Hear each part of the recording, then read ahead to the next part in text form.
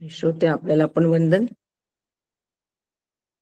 संबंध भाष्य, काल आपण संबंध भाष्य बघितलं. तर ते संबंध भाष्य थोडक्यामध्ये काय पद्धतीने आम्ही समजून घ्यावं आणि आमचा संबंध आम्ही उपनिषदांशी कसा लावावा हे फार महत्वाचं आहे. त्याच्यासाठी संबंध भाष्य आहे. उपनिषदांचा संबंध कशाशी आणि माझा संबंध उपनिषदाशी कशाशी, ह्या दोन गोष्टी फार समजून घेणं महत्वाचं आहे. म्हणून संबंध भाष्य, उपनिषद, ब्रह्मविद्या व मोक्ष. उपनिषदाचा संबंध ब्रह्मविद्येशी, म्हणजे उपनिषदामधून ब्रह्मविद्या आम्हाला साध्य करायची. उपनिषद साधन, ब्रह्मविद्या साध्य. मग ब्रह्मविद्या साधन आणि मोक्ष हे साधन, असा साध्य साधन संबंध आहे या उपनिषदाचा. आणि ह्याचा संबंध, ह्या उपनिषदाचा संबंध ब्रह्मविद्येशी आहे आणि इलाच पराविद्या असं म्हणतात. अपराविद्या ही कर्मप्रधान आहे, त्यात विधी निषेध आहेत, पण ती विद्या अपराविद्या ही अज्ञान दोषाची निवृत्ती करत नाही. अविद्या या मंतरे वर्तमान, म्हणून ब्रह्मविद्याच परब्रह्म प्राप्तीचे साधन आहे. म्हणून आचार्य म्हणतात की ब्रह्मवेद ब्रह्मेव भवती इति परामृता परिमुच्यते सर्वा इत्यादी वाक्यांनी आचार्यांनी वारंवार प्रयोजन सांगितलेले आहे. म्हणून ह्या ब्रह्मविद्येचा जो संबंध आहे, उपनिषदांचा संबंध आहे, हा ब्रह्मविद्येशी आहे आणि ब्रह्मविद्येचा संबंध मोक्षाशी आहे. म्हणून माझा म्हणजे जीवाचा संबंध पण जोडल्या जात आहे की नाही, माझा संबंध आता जोडल्या जात आहे की नाही, हे मी वारंवार तपासत जावं. आणि संबंध जोडत जोडतच नित्य श्रवण उपनिषदांचे करावे, म्हणजेच ब्रह्मविद्येचे करावे. उपनिषदातून ब्रह्मविद्या मिळवण्यासाठी मी प्रयत्नशील असलो पाहिजे, हे फार महत्वाचं आहे. आणि हे जर लक्षात आले नाही तर संबंध भाष्य आम्हाला समजलं नाही. म्हणून हे लक्षात येणं गरजेचं आहे, तेव्हाच हे संबंध भाष्य समजलं असं आम्ही म्हणू शकू. म्हणून संबंध भाष्य आचार्यांनी का दिले, त्याचं कारण आचार्य सांगतात आहे की साधकाच्या बुद्धीमध्ये ब्रह्मविद्येबद्दलची रुची उत्पन्न होऊन साधक ब्रह्मविद्या आत्मसात करायला प्रवृत्त होईल. आणि म्हणून साध्य साधन संबंध मला लावून घ्यायचा आहे, मला म्हणजे साधकाला लावून घ्यायचा आहे. नित्य श्रवणाने भिद्यते हृदय ग्रंथी. पण त्यासाठी हा संबंध आम्हाला लावून जर घ्यायचा असेल तर त्यासाठी मला काय करावं लागेल नेमकं, तर साधकाला सर्व भोगांच्या आसक्तीमधून मनाने निवृत्त व्हावं लागेल आणि दृश्य विषयांबद्दल अंतःकरणात तीव्र वैराग्य निर्माण होणे आवश्यक आहे. आणि त्यासाठी असीधारा व्रत पण सांगितले. ह्यालाच असीधारा व्रत असं म्हणतात. म्हणजेच कायिक वाचिक आणि मानसिक व्रत धारण करून साध्याशी एकनिष्ठ होणे, हे असीधारा व्रत आहे. या असीधारा व्रताचं पालन साधकांनी नित्य श्रवणातून करायचं आहे. आणि आचार्य ह्या संबंध भाष्यामध्ये भैक्षचर्याचरंता असा शब्द वापरतात. म्हणजे असीधारा व्रताबरोबर भिक्षावृत्ती सुद्धा तितकीच आवश्यक आहे. जर मला संबंध जोडून घ्यायचा असेल तर कशाशी, ब्रह्मविद्येशी, आणि ब्रह्मविद्येचा संबंध मोक्षाशी. तर ह्या अटी आहेत, ह्याप्रमाणे माझं जीवन असावं आणि म्हणून भिक्षावृत्ती पण आवश्यक आहे. आचार्य नुसतंच विवेक वैराग्याने असीधारा व्रत आणि भिक्षावृत्ती हे सांगत नाही. नुसते एवढ्याने हे प्राप्त होईल का? अजिबात नाही. नुसते एवढ्याने हे प्राप्त नाही, हे पुरेसं नाही. संबंध जोडण्यासाठी गुरुप्रसाद लभ्या सगळ्यात महत्वाचा कोणती गोष्ट असेल तर गुरुप्रसाद लभ्या. श्री गुरूंच्या मुखातून शास्त्राच्या श्रवणाचा संस्कार जर झाला नसेल तर स्वतःच्या अभ्यासाने ब्रह्मविद्या प्राप्त होत नाही. आचार्यवान पुरुषो वेदा. आणि म्हणून मग आचार्यांनी या ठिकाणी गुरु शिष्य परंपरा पण सांगितली आहे. संबंध भाष्य सांगत असताना गुरु शिष्य परंपरेवर पण तितकाच भर दिलेला आहे की गुरु उच्चिष्ट भोजन घ्यावे. गुरूंच्या मुखातून आलेली ब्रह्मविद्या जशीच्या तशी ग्रहण करणे. मुखातून आलेलं अन्न आम्ही जसंच्या तसंच खातो की नाही, की त्यात काही आणखीन चवीसाठी टाकतो मीठ तिखट? अजिबात नाही. गुरूंच्या पानामधलं गुरूंनी खाल्लेलं तसंच खातो, काही न बघता. त्याप्रमाणे त्यांच्या मुखातून आलेली ब्रह्मविद्या जशीच्या तशी ग्रहण करणे. आणि याला गुरु शिष्य परंपरा असं म्हणतात. परंपरा म्हणजे संत आणि मुनींनी संप्रदायाकडे जे प्रवृत्त करतात, संत ऋषी मुनी, त्याला परंपरा असं म्हणतात. म्हणून श्री गुरु, परमगुरु, परात्पर गुरु असं काल सुनील काकांनी आपल्याला सांगितलं. आणि तसंच श्री गुरु, परमगुरु, परात्पर गुरु जसे आहेत, तसंच ही परंपरा पुढे चालवण्यासाठी, ही विद्या याचा प्रचार आणि प्रसार करण्यासाठी श्री गुरु, शिष्य आणि प्रशिष्य अशा ह्या पद्धतीने ही परंपरा पुढे जात असते. श्री गुरु, त्यांचे शिष्य आपले डॉक्टर काका, आणि त्यांनी तयार केलेले 13 आचार्य, आणि त्या 13 आचार्यांचे शिष्य हे प्रशिष्य आहेत. आणि ह्या सगळ्यांनी मिळून आपल्या सगळ्यांना प्रचार आणि प्रसार नक्की करायचा आहे. प्रचारामध्ये स्तुती करायची आहे, प्रसार करताना अनुभूती घ्यायची आहे. आणि म्हणून ब्रह्मविद्या ही गुरु बुद्धीतूनच घ्यावी. तमेव शरणम गच्छ. गुरुविण ब्रह्मज्ञान सर्वता नवे नवे जाण. म्हणून ह्यासाठी गुरु शिष्य परंपरा अत्यंत महत्वाची आहे. म्हणून वेदशास्त्र अतिसंपन्न, काल सुनील काकांनी ही ओवी सांगितली होती, फार महत्वाची आहे. जरी झाले अतिसज्ञान, परी माझ्या अनुग्रहे विण, माझा वेदार्थ जाण कळेना. नाथांची उभी आहे. आणि ही गुरु शिष्य परंपरा आहे. आणि गुरु प्रसाद लभ्या जोपर्यंत होत नाही, तोपर्यंत माझा संबंध या उपनिषदाशी जोडला जात नाही. आणि उपनिषदाशी संबंध जोडला जाणार नसेल तर त्यातून ब्रह्मविद्येचा संबंध जोडला जाणार नाही. उपनिषद साधन होणार नाही, ब्रह्मविद्या साध्य होणार नाही. आणि ब्रह्मविद्येशी संबंध जोडला गेला की ब्रह्मविद्या साधन होईल आणि मोक्ष साध्य होईल. राम कृष्ण हरी.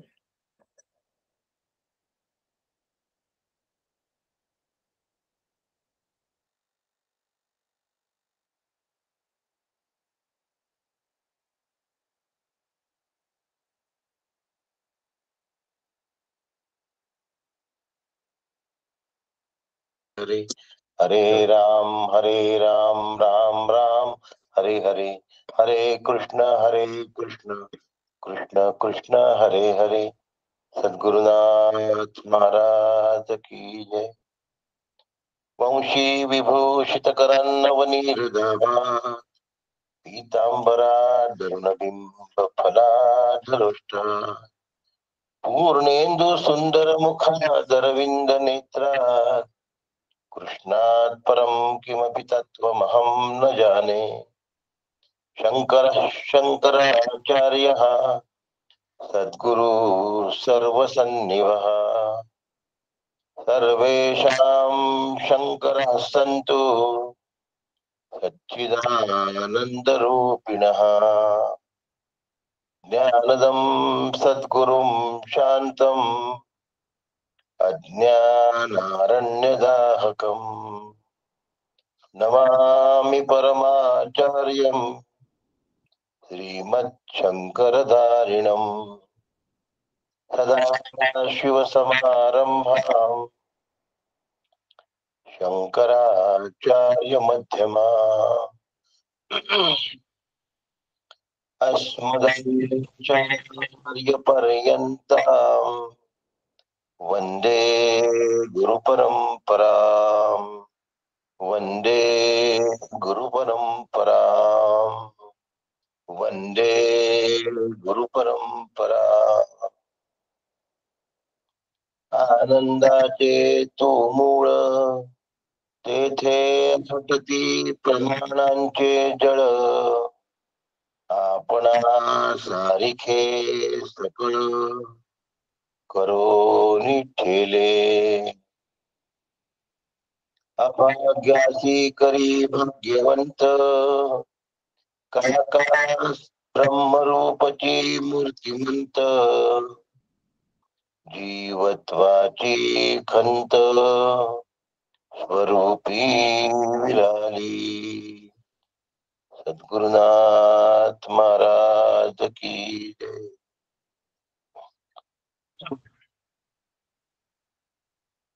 आता आपण संबंध भाष्याचं महत्व काय आहे हे पाहिलं. काल आपण संबंध भाष्याबरोबर परंपरेचं महत्व काय आहे हे पाहिलं. आणि डॉक्टर काका या सगळ्या गोष्टी आपल्या आचरणात किती काटेकोरपणे आणतात हेही पाहिलं. काकांनी त्यांचा संप्रदाय जोमाने पुढे चालला पाहिजे. आजच्या काळाची महिमा पुसून जाण्याची जी करामत आहे फार लवकर विस्मरण होतं आम्हाला. आणि याचाच फायदा देवी संपत्ती नसलेले लोक घेतात. राजस आणि तमोगुण बळावतो आणि धर्म धुसर व्हायला लागतो.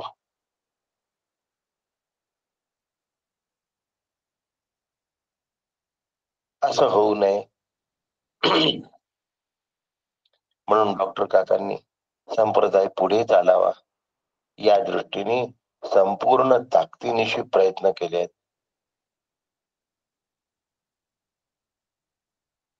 यस्य देवे पराभक्तीर यथा देवे तथा गुरौ तस्यैते कथितम ह्यर्था प्रकाशन्ते महात्मना.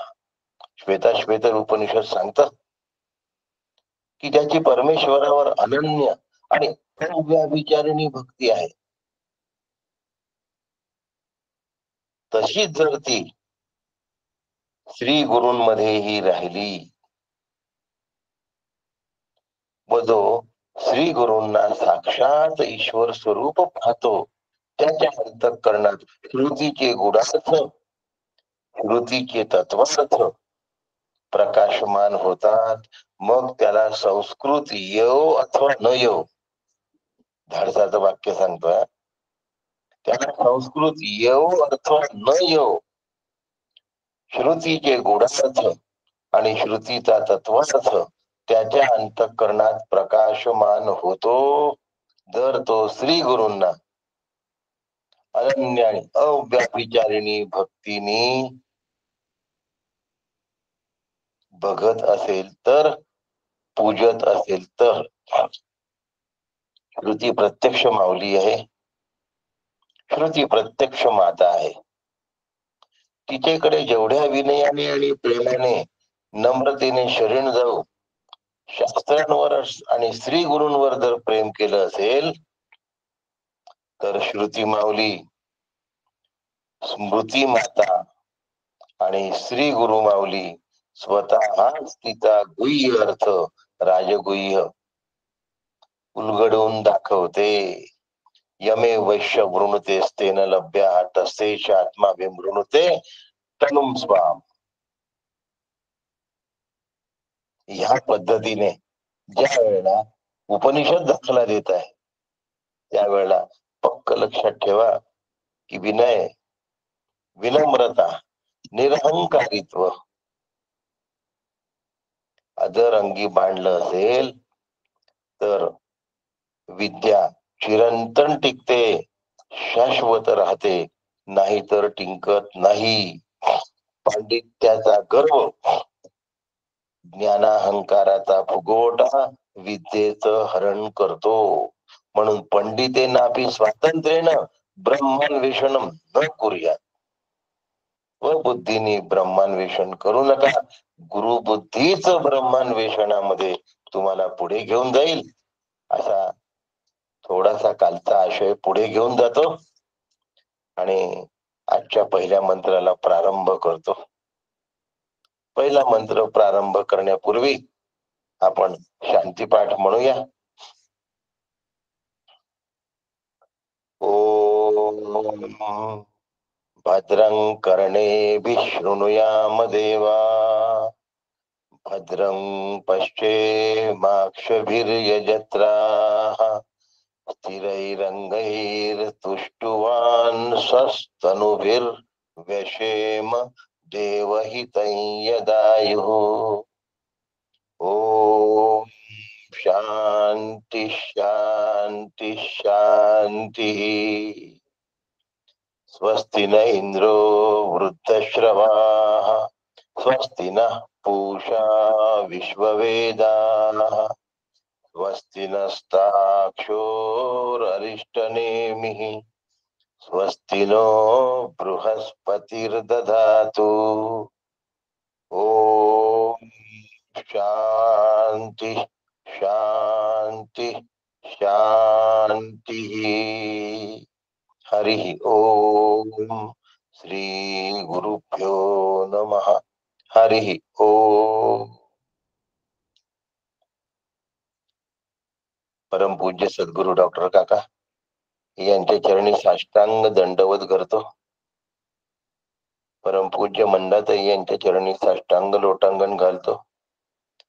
आदरणीय नीलाताई यांना साष्टांग वंदन करतो. आपण सगळं भगवत स्वरूप भक्तांना साष्टांग नमस्कार करतो. आजच्या विषयाला प्रारंभ करतो. असं समजू नका की आत्ता विषय सुरू झाला आहे. विषय कालच्या प्रास्ताविक जो काकूंनी घेतला, अगदी 2 ते 3 मिनिटांमध्ये जे पूर्ण केलं ते सार फार महत्वाचं आहे. म्हणून मी आता आदल्या दिवशीच सार सांगणं थांबवलं आहे. आणि म्हणून ते सार आपल्याला कनेक्ट करतं. आपल्या कालच्या स्मृती या विस्मृतीत जाऊ नये म्हणून त्याला रिफ्रेशमेंट आहे. आज पहिल्या मंत्राला प्रारंभ करतो आहे.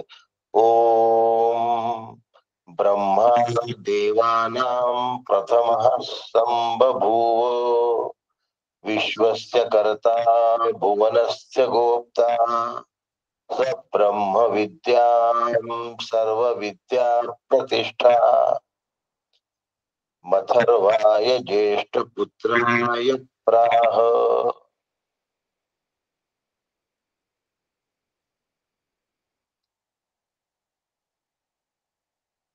प्रणवाच्या उच्चाराने अर्थ विवरणामधला घेतो, म्हणजे सगळ्यांजवळ आहे. प्रणवाच्या उच्चाराने ह्या उपनिषदाची सुरुवात केली जात आहे. हे ग्रंथारंभीचे वस्तू निर्देश रूप मंगल आहे. मंगल 3 प्रकारे असतं. वस्तू निर्देश रूप, आशीर्वचन रूप आणि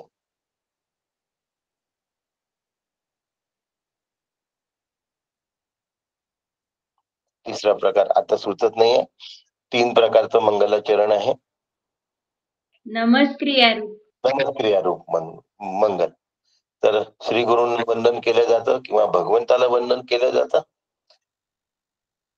ब्रह्मवस्तूचं चिंतन केलं जातं किंवा शिष्याला आशीर्वाद दिले जातो. या 3 पद्धतीने वंदन आहे.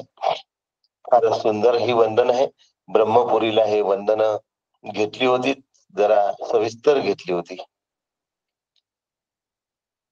सर्व देवांमध्ये प्रथम ब्रह्मदेव आविर्भूत झालेत. त्रिभुवन रूप विश्वाची निर्मिती व सांभाळ ते करतात. ज्यांनी सर्व विद्या जिच्यामुळे सफल होतात त्या ब्रह्मविद्येचा आपला सर्वात ज्येष्ठ पुत्र अथर्वाला उपदेश केला. काकांनी जे अर्थ लिहून ठेवला तो वाचला आणि आता आपण पुढे चालूया. माझ्या मनात काही शंका निर्माण होतात. नेहमी मी वाचत असतो ना, तर बुद्धी काम करत असते.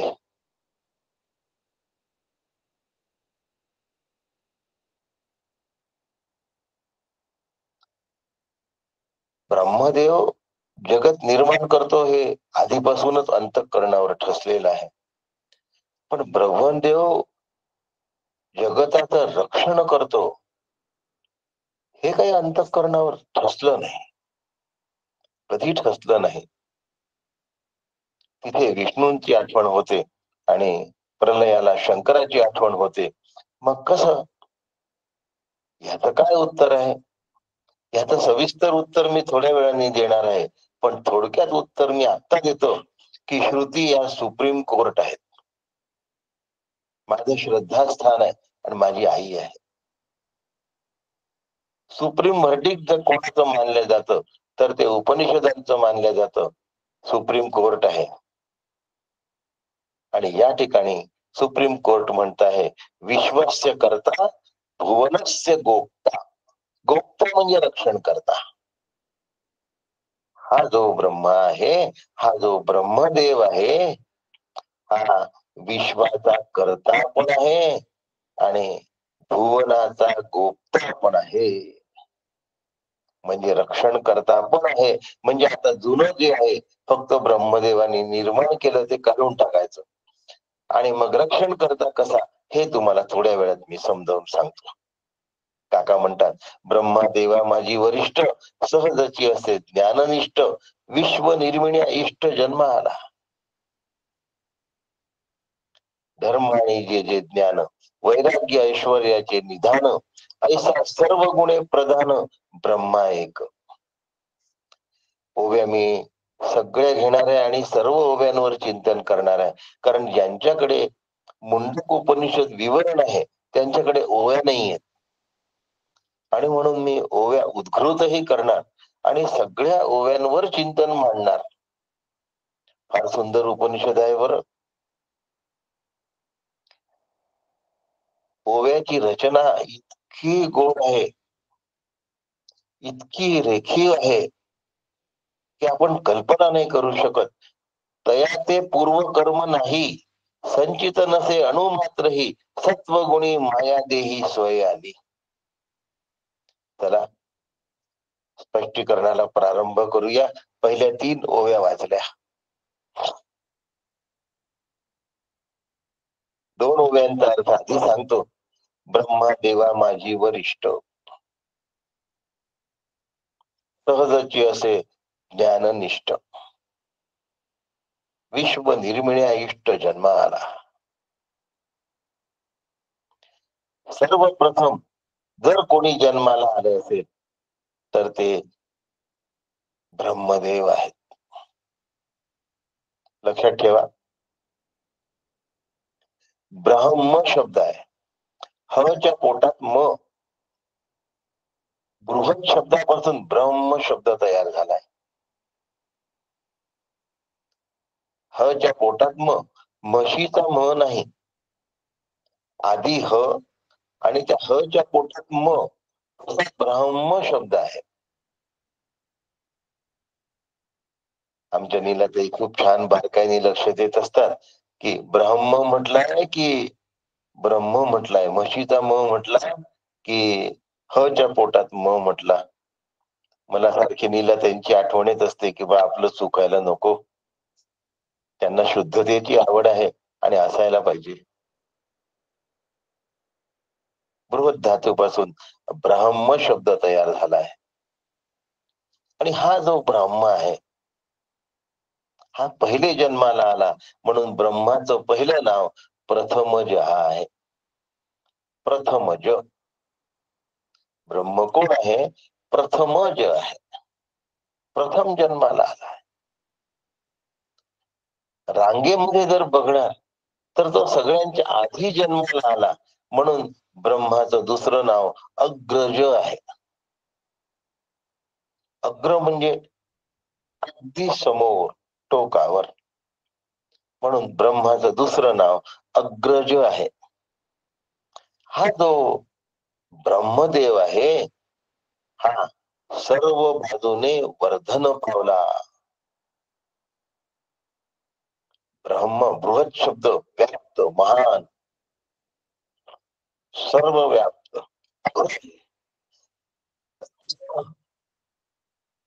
म्हणून हा सर्व बाजूनी वर्धन पावलेला जो ब्रह्म, म्हणून त्याचं एक नाव परिवृढ हा आहे.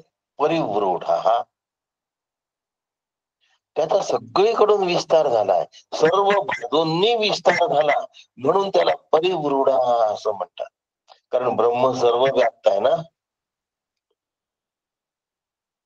आता सध्या सगुण ब्रह्माबद्दल सुरू आहे. निरपेक्ष व्याप्त म्हणायचं नाही, सर्व व्याप्त म्हणायचं. इथे ईश्वराचा विषय आहे. म्हणून तो प्रथम जे आहे, तो अग्र जे आहे, तो परिवृढ आहे. आता हा ब्रह्म, आता ब्रह्मपुरीलाच गेलो होतो मी,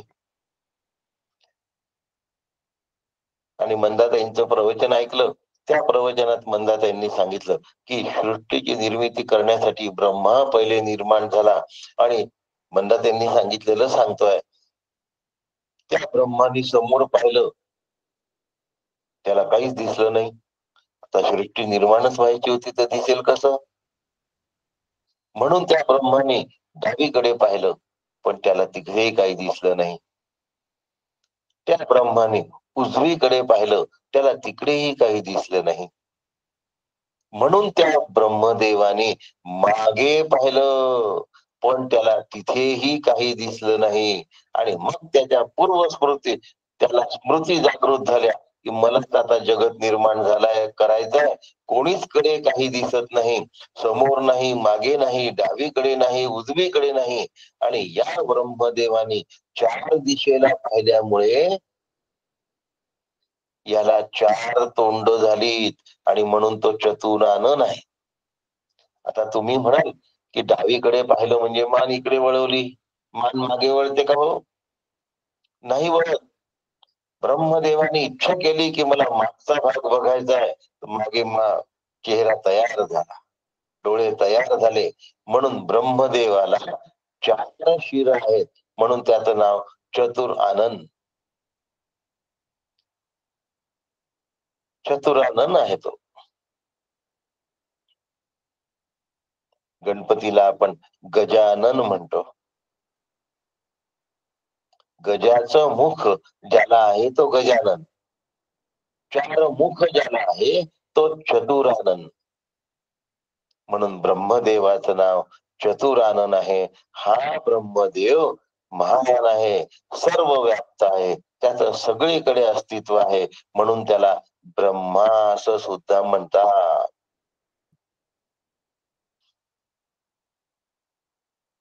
या ब्रह्माने पहिल्यांदा आपला पुत्र अथर्वा याला विद्या दिली. पहिल्यांदा विद्या कोणाला शिकवली? ब्रह्माने अथर्वा नावाच्या ऋषीला. पहिला पुत्र, त्याचा ज्येष्ठ पुत्र अथर्वा याला विद्या दिली. म्हणून ही ब्रह्माने दिलेली विद्या असल्यामुळे याला ब्रह्मविद्या असं म्हणतात. आता समजलं असेल सगळं.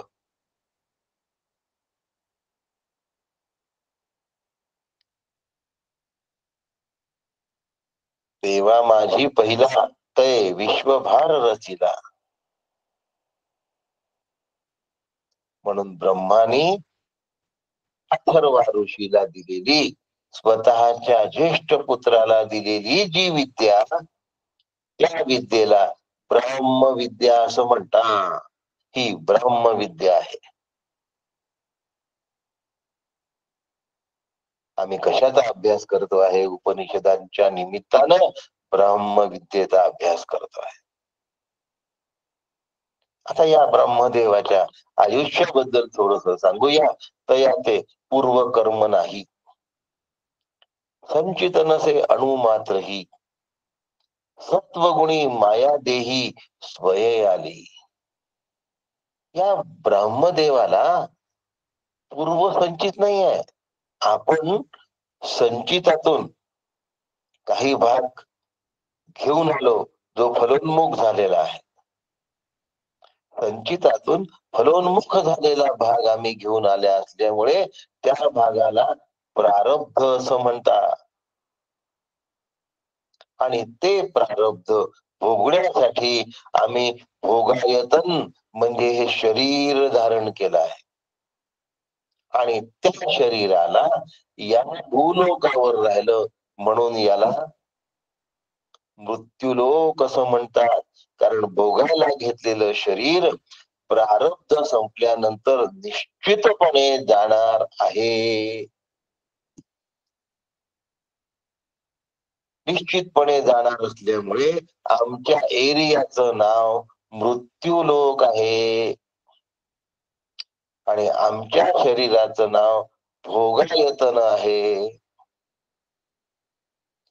या शरीरातून भोगही घेता येतात आणि या शरीरातून पुन्हा जन्माला न येण्याची व्यवस्था सुद्धा आम्हाला करून घेता येते.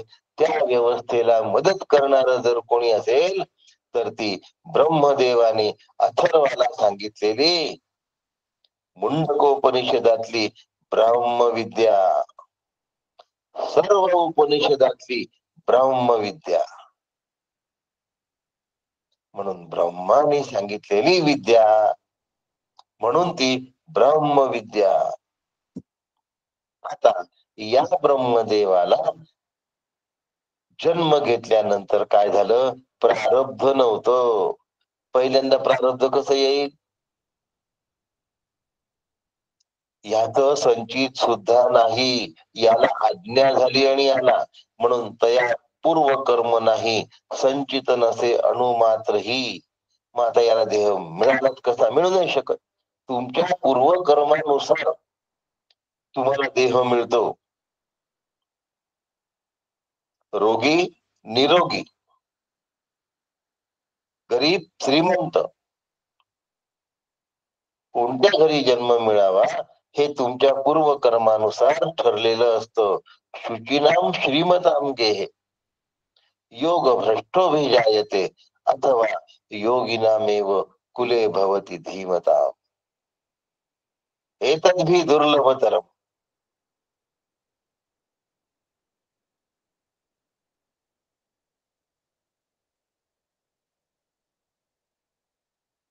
ब्रह्मदेवाला पूर्व कर्म नव्हतं. ब्रह्मदेवाचं संचितही नव्हतं, त्यामुळे प्रारब्ध असण्याचा प्रश्नच उद्भवत नव्हता. तरी जगदोत्पत्तीसाठी त्यांना पाठवण्यात आलं, पाचारण करण्यात आलं आणि म्हणून त्यांना देह कसा मिळेल? सत्वगुणी माया देही स्वये आली. काकांनी करून दिलाय. काकांची 3 नंबरची ओवी आहे. तया ते पूर्व कर्म नाही, संचित नसे अणुमात्रही सत्वगुणी माया देही स्वये आली. म्हणजे आता कुठलाही संभ्रम उरला नाही. आम्ही आमचं जे संचिताचं गाठोड आहे त्यातून फलोन्मुख झालेली कर्म घेऊन येतो.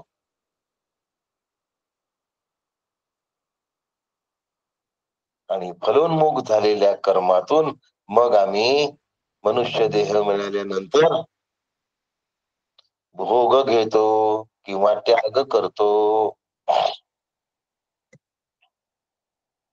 संचितामध्ये 10 आहेत, त्यातले 6 आणलेत, म्हणजे संचितात उरले 4.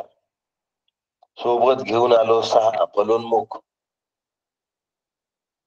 त्या 6 मधले 6 झाले माझे प्रारब्ध आणि त्यामधले आम्ही 4 कशासाठी वापरले? क्रियमाण स्वातंत्र्यामध्ये वापरले आणि अकर्ता होऊन ती कर्म केली. त्याचे फळ आम्हाला मिळत नाही. अकर्ता झाल्यामुळे ते भोगणं आमच्यावर कंपल्शन राहत नाही.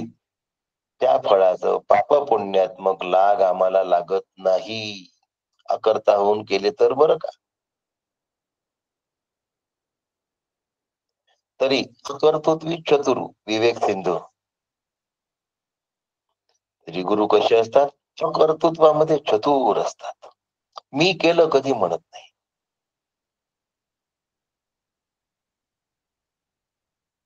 तया ते पूर्व कर्म नाही, संचित असे अणुमात्र ही सत्वगुणी माया देही स्वये आली.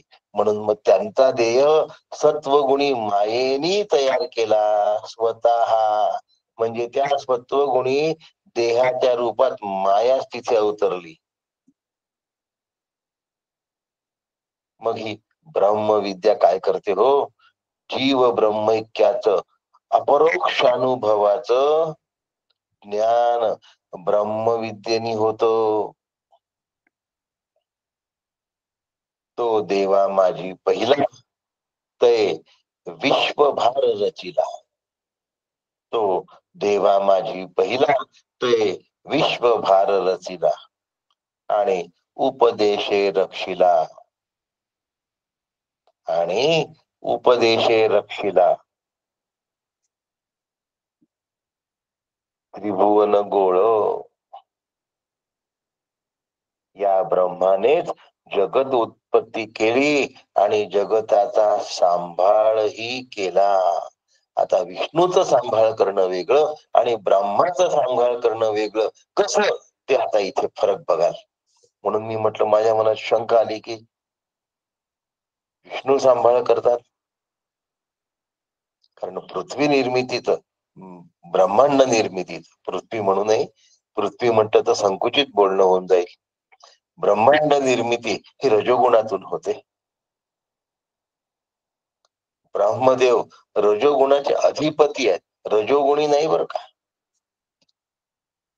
भगवान विष्णू सांभाळ करतात, हा सत्वगुणाचा भाग आहे, ते सत्वगुणाचे अधिपती आहेत.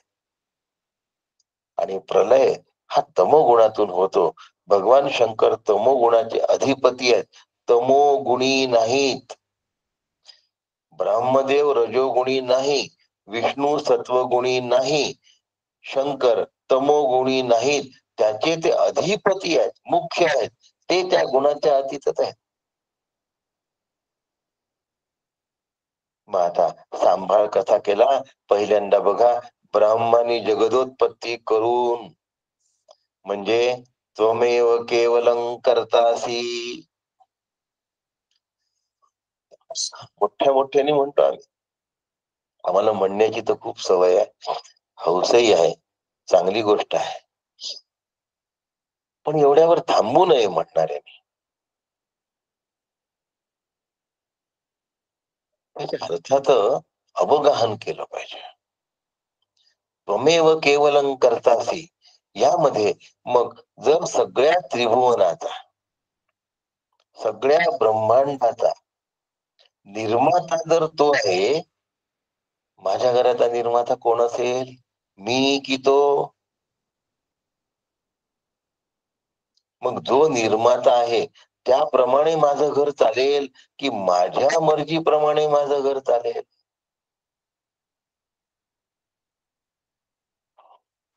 मग त्वमेव केवलं कर्तासी म्हणत असताना मग माझ्या मनाप्रमाणे चाललं नाही की माझं मन खट्टू होत. मग मी नेहमी त्वमेव केवलम करतासी, त्वमेव केवलम धरतासी, बस असं म्हणतच राहायचं का? रेकॉर्ड चालल्यासारखं, पेन ड्राईव्ह मध्ये वाजत राहत तसं कंटिन्यू. झाला, एक झाला, दोन झालं, 21 आवर्तन झाले.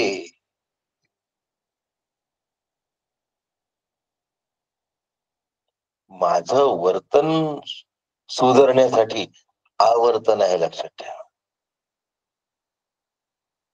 माझ्या वर्तनात बदल होण्यासाठी आवर्तन आहे. पण आम्ही आवर्तन केले की धन्य मानतो, वर्तन सुधरवण्याचा विचारच करत नाही. मग हे जे म्हटलेलं पाठ आहे, हे राष्ट्रसंत तुकडोजींच्या ग्रामगीतेवर बोलण्यासाठी ब्रह्मपुरीला गेलो होतो. मंदाताईंचाही तोच विषय होता आणि माझाही विषय तोच होता. योगायोगाने देवदर्शन नावाचा अध्याय आम्ही दोघांनी पण घेतला. त्यांनी त्याचा प्रास्ताविक घेतला आणि मी पहिली ओवी घेतली. त्यांच्या पुढे बोलण्याची माझी प्राज्ञा नसताना सुद्धा एकच विषय दिला होता आणि बोबडी वळेल की काय असं वाटत होतं. त्यात मंदाताईंनी सांगितलं की राष्ट्रसंतांनी सांगितलं आहे की माझ्या ग्रामगीतेचे आवर्तन करू नका. त्याच्या पुढे ते म्हणतात की राष्ट्रसंत म्हणतात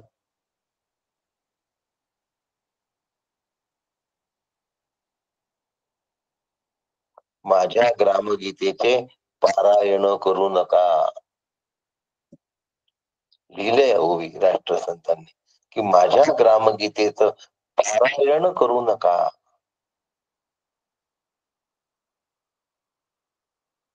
पारायणासाठी मी लिहिलेली नाही. लोक काय करू शकतात संतांना बरोबर माहिती आहे. आणि हा मुद्दा मी मांडत असताना सांगितलं की राष्ट्रसंतांनी पारायण करू नका सांगितल्यामुळे ग्रामगीतेची पारायण होत नाही ही आनंदाची गोष्ट आहे. पण भजनांची होणारी स्पर्धा चुकीची आहे. भजन हे आपलं वर्तन सुधारवण्यासाठी, त्याच्यातले अर्थ समजून जीवन बदलवून घेण्यासाठी आहे, स्पर्धासाठी नाही. मग खंजिरी भजन स्पर्धा हा एक मोठा त्यांच्यामध्ये सुरू झाला भाग. आपल्याकडे पारायण सुरू झाले. त्यांच्या गुरूंनी पारायण करू नका म्हणून सांगितलं, तर म्हणून ते राहिलं. त्यांनी भजन स्पर्धा सुरू करून दिली. आम्ही पारायण सुरू केलं. एक पारायण करणं उत्तम आहे, करायलाच पाहिजे. त्यांनी ग्रंथाचा सकल आढावा येतो आपल्यासमोर. पूर्ण ग्रंथाचं नेमकं प्रारूप काय आहे हे एका पारायणात कळतं. पण पारायण झाल्यानंतर मग मात्र अर्थारोहण करायला पाहिजे. माझं वर्तन बदलायला पाहिजे. आवर्तन करत बसण्यापेक्षा वर्तन सुवर्तन व्हावं. गीता सुगीता कर्तव्या आपला विषय सुरू आहे. त्वमेव केवलं कर्तासी. नुसतं आवर्तन करून चालणार नाही, तर माझं वर्तन तसं असलं पाहिजे. घरात माझ्या मनाविरुद्ध झालेली गोष्ट भगवंताच्या निर्मितीने आणि इच्छेने झालेली आहे हे गृहीत धरून मला आनंदाने स्वीकारता आली पाहिजे. त्वमेव केवलं कर्तासी आणि ब्रह्मदेवानी ती सांभाळली सुद्धा आहे, म्हणून त्वमेव केवलं धरतासी.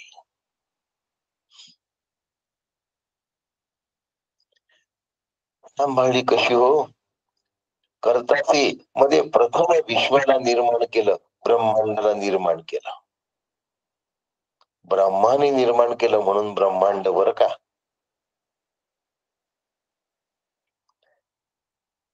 मग त्या विश्वाचं संगोपन कसं केलं? विश्वस्य करता भुवनस्य गोप्ता. गोप्ता म्हणजे सांभाळ करणं. भुवनस्य गोप्ता. माझा हा गोप्ता कसा, कशा पद्धतीने यांनी सांभाळ केला ते तरी सांगा.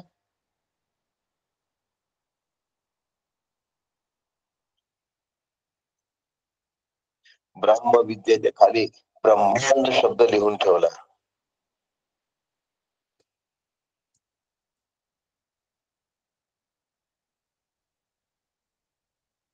एक आणखीन भर पडली. प्रथमजः अग्रजः परिवृढः चतुराननः ब्रह्मा. ब्रह्माने सांगितलेली ब्रह्मविद्या आणि ब्रह्माने उभं केलेलं विश्व ब्रह्मांड. आपला विषय सुरू आहे की त्यांनी निर्माण केलं, सांभाळलं कसं. त्या ठिकाणी सांगतात ब्रह्मविद्या सर्व विद्या प्रतिष्ठा. विश्वाचं संगोपन केलं, विश्वाचं रक्षण केलं, भुवनाचं रक्षण केलं. थोडस शब्द बदल स्पष्ट करतो आणि मग सांगतो. प्रथम त्यांनी विश्वाला निर्माण केलं आणि मग भुवनांचं रक्षण केलं. निर्मिती केली ते विश्व आणि सांभाळलं ते भुवन. ज्या गोष्टीला सांभाळलं आहे ते कसं सांभाळलं? धर्मोपदेशातून रक्षण केलं. ब्रह्मदेवाने जे रक्षण केलं ते धर्मोपदेशातून. हा, संवर्धन तिकडे तो जो सांभाळ आहे तो विष्णूंनी केला, पण ब्रह्मदेवानी रक्षण केलं ते धर्मोपदेशातून केलं. धर्मोपदेशाच्या पालनातून रक्षण होतं. धर्माचा उपदेश जर लक्षात राहिला ना, तर धर्म माझं रक्षण करतो. म्हणून वाक्य आहे, धर्मो रक्षति रक्षितः. आता हे स्लोगन वापरणाऱ्यांची संख्या खूप आहे, परंतु स्लोगन समजून घेणाऱ्यांची संख्या कमी आहे. हे माझ्या आत्मरूपतेसाठी आहे हा विचार न करता, जर समजलं तर पाहिजे तसं समजलं नाही, पूर्ण समजलं नाही. ज्याप्रमाणे भगवद्गीता रहस्य कर्मपर नाही आहे. त्या गीतेचं रहस्य कर्मपर असू शकत नाही. जी मोक्षपर आहे ती कर्मपर कशी असेल? कर्माने मोक्ष कधीच मिळत नाही. तसं धर्म रक्षति रक्षितः, धर्माचा उपदेशाच्या पालनाने रक्षण होतं.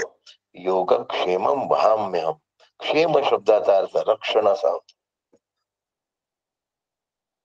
ब्रह्मदेवाने धर्मोपदेश केला आणि रक्षण केलं. कशा पद्धतीने उपदेश केला? ब्रह्मविद्या. ब्रह्मविद्या सर्व विद्या प्रतिष्ठा. येनाक्षरम पुरुषम वेद सत्यम. सर्व विद्यांच्या अभिव्यक्तीचे आश्रयस्थान जर कोण असेल तर ती ब्रह्मविद्या आहे. ब्रह्मविद्या सर्व विद्यांचं आश्रयस्थान आहे, हे कधी लक्षात ठेवा, कधी विसरू नका. सर्व विद्यांच्या उत्पत्तीचे आश्रयस्थान जर काही असेल तर ती ब्रह्मविद्या आहे. आता हे आमचा विश्वास बसत नाही, तो कसा बसवला पाहिजे असाही मी काल विचार केला, आणि जे असं सुचायला लागले ते मुद्दे मी लिहून काढले. अक्षराणाम अकारोस्मी. केवळ बुद्धीचा विचार करून, केवळ बुद्धिजन्य ज्ञानातून असं वाक्य निघत नाही, अक्षराणाम अकारोस्मी. म्हणून यो बुद्धी परत असतो सहा. भगवान बुद्धीच्या पलीकडे आहेत. बुद्धिम बुद्धिमतामस्मी. भगवंत सांगतात आहे 10व्या अध्यायामध्ये, आणि बुद्धिम बुद्धिमतामस्मी. केवळ बुद्धीने सुचत नाही, म्हणून भगवंताला असे वाक्य सुचू शकतात. अक्षराणाम अकारोस्मी, बुद्धिम बुद्धिमतामस्मी. त्यांच्या सांगण्यावरून समजावं, सबुद्धिमान मनुष्येषु सयुक्त कृष्ण कर्मकृत. आपला विषय ब्रह्मविद्या सुरू आहे. शिवाय जर कुठलं अक्षर असू शकत नाही, म्हणजे भगवंताशिवाय जगामध्ये एकही शब्द उच्चारता येऊ शकत नाही. कारण अक्षर अरूप कोण आहे? भगवंत आहे. अक्षराणाम अकारोस्मी, अहमस्मी, मी आहे. आकार मी आहे सगळ्या अक्षरांमधला. म्हणजे भगवंताशिवाय एकही अक्षर उच्चारता येऊ शकत नाही. शिवाय म्हणून दाखवा तुम्ही. श शब्द आहे त्यात आहे, क शब्द आहे त्यात आहे. सगळ्या व्यंजनांमध्ये नावाचा स्वर आहेच. आ ई उ ऊ हे पण पासून तयार झाले आहे. अक्षराणाम अकारोस्मी. नुसत्या बुद्धीने सुचत का हो असं? नाही नाही. यो बुद्धे परत असतो सहा. आपला विषय ब्रह्मविद्या सुरू आहे. विषयापासून दूर जाणं शक्य नाही. घड्याळ 10च मिनिटं दाखवते आहे. विषय आहे अन्य सर्व विद्यांचा. ब्रह्मविद्येबद्दल बोलतो आहे. अन्य सर्व विद्यांचे ज्ञेय विषय हे ब्रह्मविद्येने जाणले जातात. अन्य सर्व विद्यांचे ज्ञेय विषय हे ब्रह्मविद्येने जाणल्या जातात. एक जाणलं असता सगळं जाणल्या जाते. कस्मिन्नु भगवतो कस्मिन्नु भगवो विज्ञाते सर्वमिदं विज्ञातम भवती. मुंडक सांगताय. आता तिसऱ्या मंत्रामध्ये येणारच आहे आपला. तस्मिन्नु भगवो विज्ञाते सर्वविदं विज्ञातम भवती. एक जाणलं असता सगळं कसं जाणलं जातं. सोनाराने जर एक सोनं जाणलं तर त्याला नेकलेस, पाटली, बांगडी, डूल, गोफ, वाकी सगळं जाणता येतं. एक सुवर्ण जाणलं की सगळे अलंकार जाणता येतात. एक मृत्तिका जाणली की मग सुरई, माठ, रांजण, सुगड सगळं जाणता येतं. एक लाकूड जाणलं की सोफा, खुर्ची, टेबल, टिपॉय सगळं जाणता येतं. असं एक जाणल्यानंतर सगळं कसं जाणता येईल ते मला शिकवा गुरुदेव. ही मुंडकोपनिषदाचा पहिला प्रश्न आहे, लक्षात ठेवा. आणि तिसराच मंत्र आहे. उद्याच्या दुसऱ्या मंत्रामध्ये परंपरा सांगितलेली आहे. परंपरा झाली की तिसऱ्या मंत्रावर आपण आरूढ होणार आहोत. अतिशय उत्तम आहे, लक्षात घ्या. कारण ही ब्रह्मविद्या आहे. आणि मंत्रामध्ये ते सांगतात, स ब्रह्मविद्या सर्व विद्या प्रतिष्ठा. काय म्हटलंय त्यांनी? स ब्रह्मविद्या सर्व विद्या प्रतिष्ठा. सर्व विद्याम स ब्रह्मविद्याम सर्व विद्या प्रतिष्ठा. बरोबर. काका म्हणतात, जी सकळ विद्यांची गंगोत्री आणि तयाची अधिष्ठात्री ती अथर्व्याचे श्रोती चतुराननाने दिली. ब्रह्मदेवाने अथर्वाला दिलं.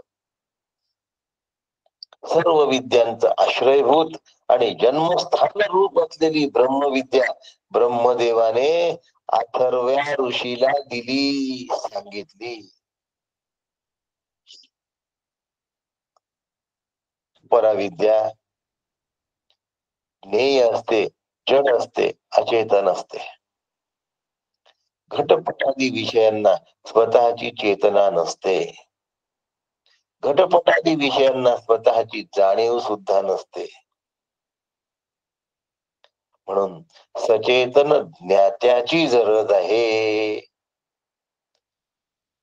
मी घट जाणतो असं म्हणणारा जो आहे तो सचेतन लागतो ना, त्याच्यात चेतना लागते, तो जिवंत लागतो. आत्म्यात प्रागट्य असल्याशिवाय सचेतन होऊ शकत नाही. म्हणून मी घटाचा ज्ञाता आहे. मी ज्ञाता संपूर्ण विश्वाला जाणतो. सर्व दृश्य, विषय, वस्तू, व्यक्ती, घटना, परिस्थितींना जाणतो. पण हे म्हणणारा मी सचेतन आहे, लक्षात ठेवा. म्हणून सचेतन श्री गुरूंकडूनच ब्रह्मविद्या पळाला येते. नुसत्या ब्रह्मविद्येचा स्वबुद्धीने अभ्यास केला तर ती फळाला येत नाही. म्हणून पंडितेनापि स्वातंत्र्येन ब्रह्मान्वेषणम न कुर्यात. पंडितांनी सुद्धा स्वतःच्या बुद्धीने ब्रह्माचं अन्वेषण करू नये. श्री गुरूंकडूनच जाणून घ्यावी लागते. का बरं? पुन्हा मीला मीचे ज्ञान नाही. जरा कठीण आहे. खूप सोपे मराठी आहे पण त्याचे अर्थच कठीण आहे. मीला मीचे ज्ञान नाही.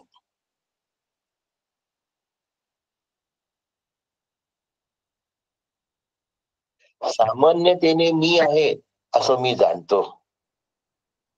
सामान्यतेने मी आहे असं मी जाणतो. पण विशेष स्वरूपाने कोण आहे? माझे खरे स्वरूप काय आहे याचं मला अज्ञान आहे. आपण कोणाच्या घरी जावं, दार बंद असतं, कालबेल वाजवावी, आतून आवाज येतो, कोण आहे? आम्ही म्हणतो मी आहे. म्हणजे सामान्यतेने मी आहे असं प्रत्येकाला कळतं. पण विशेषत्वाने मी कोण आहे? मी ब्रह्म आहे. आणि मी ब्रह्म आहे हे ज्ञान करून घेण्यासाठी ब्रह्मरूप सद्गुरूंकडे जावं लागतं. म्हणजे त्यांच्याकडून ब्रह्मविद्या शिकावी लागते. ही ब्रह्मविद्या सर्व विद्या प्रतिष्ठाम. ब्रह्मविद्या सर्व विद्या प्रतिष्ठाम. मंत्राकडे लक्ष द्या, म्हणजे हे वाक्य त्याच्यात तुम्हाला मिळतील. काका म्हणतात, बहुधा अनुभवाची अंगे सकळ कळती संत संगे. म्हणून समर्थ म्हणतात सज्जन संगती तेरे राम. बहुधा अनुभवाची अंगे सकळ कळती संत संगे. सकळ बरं का, एक कळत नाही, सगळं सगळं कळतं संत संगे. म्हणून संगा सत्सु विधीयताम साधना पंच. संत संगती घडो मजला स्मरण घडो. निशिदिनी मजला स्मरण घडो तव. घडोघडी मजला स्मरण घडो. माझं स्वरचित गीत आहे. ब्रह्मविद्या सर्व विद्यांचं अधिष्ठान आहे. अध्यात्म विद्या विद्यानाम.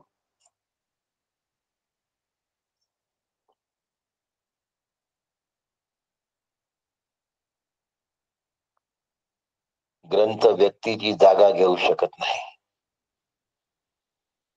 ग्रंथ कितीही उत्तम असला,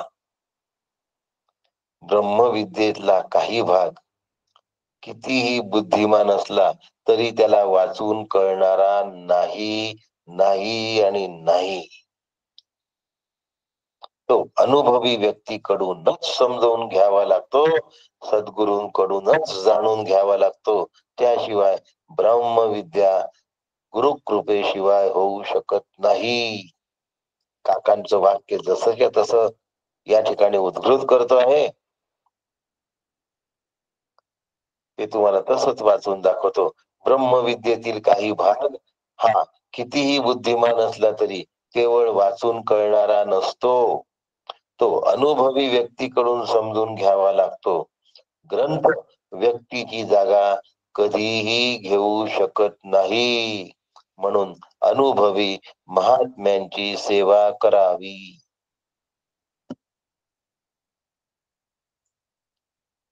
मुंडकोपनिषद विवरणामध्ये काकांनी हे लिहून काढलेलं आहे. विवरण सगळ्यांकडे आहे, लक्षात घ्या. आणि म्हणून तुम्हाला मी पान नंबर पण सांगून देतो की मी माझ्या मनाने यातलं काहीही सांगत नाहीये. पान नंबर 4, पान नंबर 3 वरून सुरुवात होतं आणि पान नंबर 4 वर हे सांगतं. ओवी देतात काका. बहुधा अनुभवाची अंगे सकळ कळती संत संगे. म्हणजे काकांनी सुद्धा मी मनाने सांगत नाही, हे संतांकडून शिकावं असं समर्थांनीच दासबोधात म्हटलंय, हे सांगितलं. म्हणजे पुन्हा समर्थांकडे काकांनी बोट दाखवून दिलाय. लक्षात घ्या, ब्रह्मदेवाने आविर्भूत झाल्यानंतर इंद्रादी देवता आणि त्यांचे ते लोक निर्माण करून अस्तित्वाचे गतीने नियमात त्यांना बांधून दिले. अस्तित्व आणि गती यांचे नियम त्यांना बांधून दिले. म्हणून सूर्य वेळेवर उगवतो, नद्या उताराकडे वाहतात, अग्नी वर जातो. हे ब्रह्मदेवाची आज्ञा आहे, ब्रह्मदेवाचे नियम आहेत, ते मोडत नाहीत. मागील सृष्टीची निर्मिती समजून तशी सृष्टी ब्रह्मदेवाने तयार केली. नवी सृष्टी ही अगदी तशा सृष्टीची आवृत्ती असते.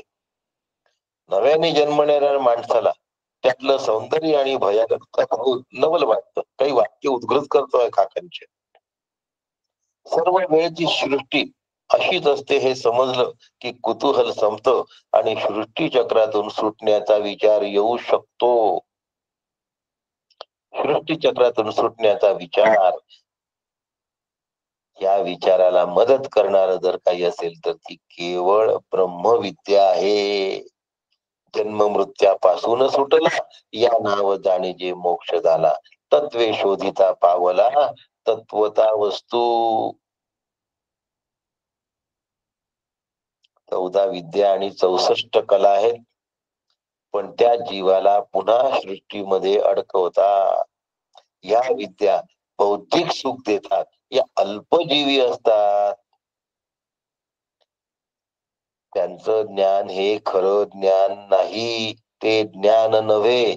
बहुधा ज्ञान मध्ये काकांनी हे सांगितलंय, ते ज्ञान होय असे भासे परंतु मुख्य ज्ञान ते अनारिसे, तेथे प्रकृतीचे पिसे समूळ वाव. अध्यात्म विद्याच फक्त शाश्वत सुख देते. बाकी विद्या, 14 विद्या आणि 64 कला शाश्वत सुख देऊ शकत नाहीत. म्हणून ब्रह्मविद्या, आणि ती ब्रह्मविद्या अचेतन जड आहे. चेतन श्री गुरूंकडून समजल्यानंतर आणि समजून घेतल्यानंतर त्यातलं चैतन्य उपयोगाला येतं, लक्षात ठेवा. नाहीतर नुसती ब्रह्मविद्या सुद्धा तुमचा उद्धार करू शकत नाही. हे आतमध्ये पक्क पाहिजे की ब्रह्मविद्येने उद्धार होणार नाही, श्री गुरूंकडून आलेली ब्रह्मविद्या माझा उद्धार करणार. हा बरोबर कळून घेतलं पाहिजे. कार नाही घेऊन जात, त्याची जी किल्ली आहे ना ती मी सुरू केली, मग ती जाते घेऊन. कार मध्ये नेण्याचं सामर्थ्य असताना सुद्धा स्वातंत्र्य नाही, लक्षात ठेवा. त्या स्वातंत्र्याची किल्ली श्री गुरूंजवळ आहे. म्हणून नुसत्या ब्रह्मविद्येच्या ग्रंथांनी काही होणार नाही. त्या ग्रंथांना अनुभवण्यासाठी संतांची गरज आहे, अनुभवी महात्म्यांची गरज आहे. आणि ही गरज असल्यामुळे परंपरेची आवश्यकता आहे. म्हणून दुसरा मंत्र परंपरा सांगतो, लक्षात घ्या. उद्या परंपरा सांगणार आहे आणि त्यानंतर मग तस्मिन्नो भगवो विज्ञाते सर्वविदं विज्ञातम भवति. सांगणाऱ्या लोकांची थोरवी एवढी मोठी आहे आणि ते थोरवी आम्हाला कळली पाहिजे. कधी संतांची निंदा करू नका. त्या संतांचा तुम्हाला अनुभव नसेल तर नसू द्या, आपल्या तोंडून अपशब्द निघता कामा नये. खूपदा सगळ्यांना सगळेजण नाही ओळखू शकत. श्रीगुरु ओळखतात, संत ओळखतात, जावे त्याच्या वंशात तेव्हा कळेल. आपण ओळखू शकत नाही तर निदान टीका टिप्पणी तरी करू नये. अशा पद्धतीने अनुभवी महात्म्यांची सेवा करावी. ग्रंथापेक्षा व्यक्ती महत्वाची आहे आणि व्यक्तीपेक्षा तत्व महत्वाचं आहे, लक्षात ठेवा. खूप जण ग्रंथाभ्यासातच अडकतात. व्यक्ती श्रेष्ठ आहे, संत श्रेष्ठ आहे, आणि व्यक्तीमध्ये गेल्यानंतर व्यक्तीमध्ये अडकण्याची सुद्धा चूक करू नका. स्वरूपामध्ये ऐक्य झालं पाहिजे. काका सांगतात, स्वतःच्या शरीराकडे हात देऊन सांगतात, या देहामध्ये अडकू नका, या व्यक्तीमध्ये अडकू नका. सद्गुरू डॉक्टर काका सांगतात. साक्षात ब्रह्मरूप डॉक्टर काका आहेत. ते शरीर नाहीत, ते डॉक्टर नाहीत. व्यावहारिक सत्तेतलं शरीर आहे, व्यावहारिक सत्तेतली पदवी आहे. अडकायचं कुठे आहे? ब्रह्मामध्ये. ब्रह्मामध्ये अडकायचंय की विलीन व्हायचंय हो? बाकी सगळ्या गोष्टींमध्ये जर गुंतलो तर त्याला अडकणं असं म्हणतात, आणि ब्रह्मामध्ये जर गुंतलो तर तो गुंता नसून स्वरूपाची ऐक्य आहे, ते अडकणं नाही. म्हणून व्यक्तीमध्ये सुद्धा अडकायचं नाही. ग्रंथातून त्या अर्थाकरता व्यक्तीकडे जायचं म्हणजे संतांकडे जायचं आणि त्यांच्या सुद्धा मध्ये अडकायचं नाही. म्हणून व्यक्तिपूजेला जास्त महात्म्य द्यायचं नाही. काका नाही देत. काकांना खूपदा नमस्कार केलेले सुद्धा नाही आवडत. आता किती जणांना सांगणार? मंदाताईंना नाही आवडत. एकदा तुम्ही गेल्यावर नमस्कार केला पुरे आहे. सारखा सारखा नमस्कार करतो आणि आचरण नाही करत, मग काय फायदा तो नमस्कार करून? नमस्कार एकदाच करावा दिवसातनं. दिवसातनं बरं, आयुष्यातून नाही. दिवसातनं एकदा संतांना नमस्कार करावा आणि त्यानंतर त्या संत वचनाचं आचरण हा खरा साष्टांग नमस्कार आहे. काल मी तुम्हाला गुरु उच्चिष्ट भोजनम सांगितलं होतं. आज नमस्कार खरा काय आहे ते सांगतात. ग्रंथामध्ये अडकू नका. मग तो ब्रह्मविद्येचा असला तरी, उपनिषद असलं तरीही संतांमधून तो शिकला पाहिजे. पण संतांच्या व्यक्तित्वामध्ये अडकू नका. त्यांच्या ब्रह्मरूपत्वामध्ये ऐक्य पावा. इथपर्यंत मुंडकोपनिषदातला पहिला मंत्र आपल्याला घेऊन आलाय. आणि म्हणून ज्यांनी ते अनुभवलं त्या परंपरेचा उद्घोष उद्या दुसऱ्या मंत्रामध्ये मुंडकोपनिषदाने केलाय. परंपरेचं महत्व सांगितलंय. परंपरेला डावलायचं नाहीये, फक्त अडकायचं नाही, तदनुरूप आचरण करायचं आहे, वाटचाल करायची. निवृत्ती ज्ञानदेव, सोपान मुक्ताबाई, एकनाथ नामदेव, तुकाराम, डॉक्टर काका, अशी ती परंपरा आहे. त्या परंपरेबद्दल आपण उद्या सकाळी बोलू. आपल्या सगळ्यांना वंदन करतो. आणि या परंपरेचे आपण सुद्धा कोण आहोत? एक अंग आहोत. मग आपलं आचरण त्या शुद्धतेचं असलं पाहिजे, त्या दर्जाचं असलं पाहिजे, त्या उंचीचं असलं पाहिजे, तिथवर घेऊन जाणार असलं पाहिजे. आणि त्या परंपरेने आपल्याला हे दिलं आहे, मी ते उचललं पाहिजे. ते उचलण्याच्या दृष्टीने मुंडक पुढचे मंत्र सांगतात आहे, ज्या मंत्राने आपलं कल्याण होणार आहे. कारण ती ब्रह्मविद्या आहे. या ब्रह्मविद्येमध्ये आपण उद्या पुन्हा सुस्नात होऊया. आज सद्गुरूंना वंदन करतो आणि इथे थांबतो. राम कृष्ण हरी. रामकृष्ण हरी. रामकृष्ण रामकृष्ण हरी. रामकृष्ण हरी काका. मीनाताई, रामकृष्ण हरी.